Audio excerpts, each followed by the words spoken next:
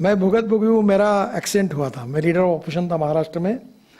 तब एक पेड़ पे जा red light car, police protection, siren car, 10 12 15 कारों का कैनवा होते हुए मैं एक पेड़ के ऊपर गया।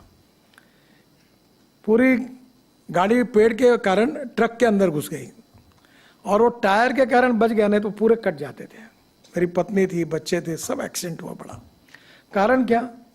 तो पेड़ रास्ते में आता है, उसको तोड़ने के लिए कलेक्टर को परमिशन मांगकर 3 साल हुए पर परमिशन नहीं मिली। फिर ड्राइवर को कैटरेक्ट निकला।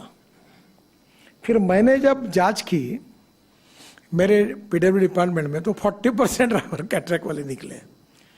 फिर एक मुख्यमंत्री का गाड़ी का ड्राइवर अनेक सालों से गाड़ी चला रहा था, वो अंधा निकला। फिर एक केंद्रीय मंत्री का ड्राइवर, उसकी एक आंख गई थी।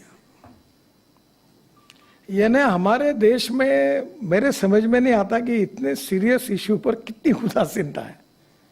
और ये मेरे बोलना लोगों के सामने मुझे अच्छा नहीं लगता। और इसलिए स्वाभाविक रूप से फिर कैंप शुरू हुए कैटरेक्ट चेक करने के। टोल नाके पर कैटरेक्ट चेक किया, चश्मे देने की बात हुई। अब हमने ड्राइवर के लिए एसी कैबिन लाई। मुझे लगता है कि ये इशू शायद हमारी ये कमी होगी कि इसका जो महत्व है लोगों की जान बचाने का, शायद लोगों को समझाने में हम कम पड़े होंगे। और इसलिए ये अवेयरनेस और तैयार करना होगा। कानून के प्रति डर भी नहीं और सम्मान भी नहीं। और एक बात ये रिपोर्ट के कारण सिद्ध हुई है, तो मैं पीयूष को धन्यवाद दूंगा, कि जो प्रॉब्लम्स है, जो समस्या है, जो ब्लैक स्पॉट्स है, उसको सुधारने के बाद, उसमें कुछ सुधार करने के बाद एक्सीडेंट में और डेथ में कमी आई है।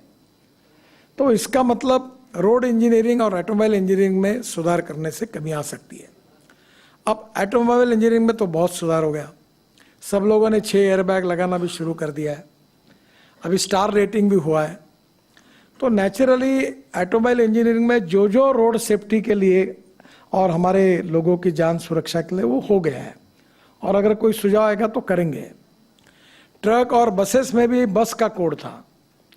कोई भी हाथोड़ा लेके बस में बैठता था और रोड पर बस बॉडी बनाता था। 6 बार 7 बार मैंने उनको टाइम दिया। अभी हमारे यहाँ समृद्धि महामार्ग पर एक बस आई, जल गई, 50 लोग मर गए।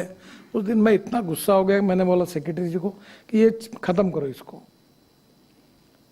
अब प्रॉब्लम यह है कि बसेस में जब अभी ये जो बड़े कंपनी ने बसेस बनाए, अभी मैंने एक स्लीपर कोच बस बेंगलोर में लॉन्च किया था।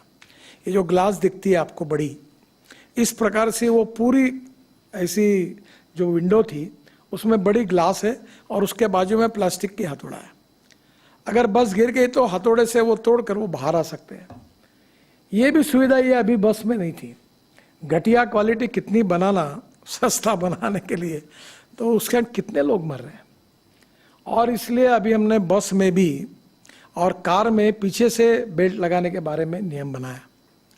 आज सामने वाले बेल्ट के बारे में भी नियम बनाया। काफ़ी लोगों की जान उसके अंदर बच जाती है।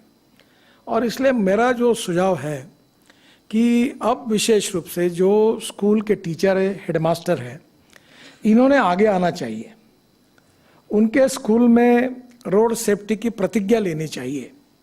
बच्चों को पढ़ाना चाहिए, चाहे इसके कितने डेंजरस है, कैसे लाइफ जा रहे हैं, कितने नुकसान हो रहे हैं, इसके बारे में एक लोगों का एजुकेशन, प्रबोधन, प्रशिक्षण और उसके साथ फिर उसका ट्रेनिंग।